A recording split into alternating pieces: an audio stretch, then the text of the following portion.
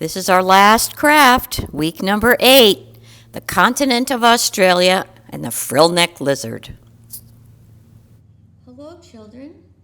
I can't believe it, but it's week 8.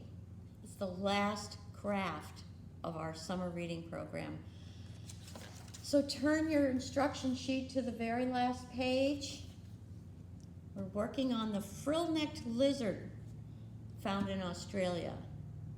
So what you're going to need is a tissue holder, a glue stick, some paint or markers, and week number 8 craft. So if you look in your bag, it's marked number 8. I'll set that aside. Now there's 2 ways you can do this.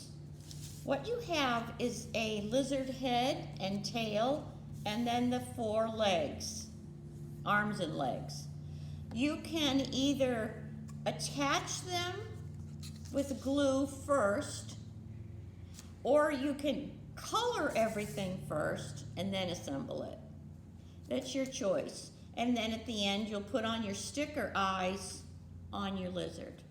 Now, I think that I'm going to be crazy today and make a purple lizard.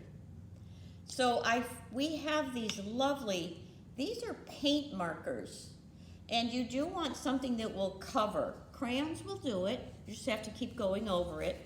But I'm going to flatten this a little bit before I start. And I'm just going to get all the purple all over, go both ways so that you can get it all covered as well as possible. And then I'm going to color, paint, whatever you're using, my tail. Now, the smart thing to do, and I should have done this, when you're doing this at home so that you don't make a mess, put these pieces on another paper so that if you go off the edges, you won't get it on Mom's table. Same with all these other little pieces. So once I have everything colored, I'm going to set it aside for a while to dry if I've used any sort of paint. Now, if you haven't used paint, if you've used crayons or colored pencils, or sometimes even markers or quick dry, but then if you've used those, you're quite welcome to then move to the next stage, which is assembly. So let's pretend that this has already dried. I'm going to take the cupcake liner. That's what this is. If you were making cupcakes or muffins at home, this goes in the tin. But you'll notice that it has a slit cut in it for you. And that goes over the head. Once this is dry, it goes over the head. Then the eyes go on either side. So I think the easiest thing to do right now is to just show you one that I made back a ways that's already finished. And here's my Frilled Necked Lizard, all assembled.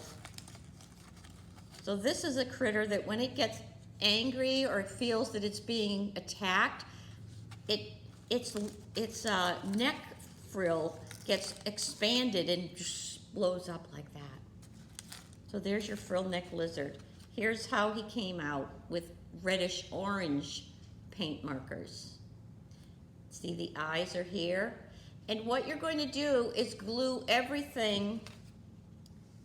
So if I were gluing right now, which I can't because this is wet, but if I were gluing, I would put the glue right here, and then I would put it in here and press it till it's stuck. And I would do the same with the tail. And the legs, I decided to put the legs on the bottom. You see how I did that? But you can stick yours inside if you'd like. There's no real rules. You make this the way you want.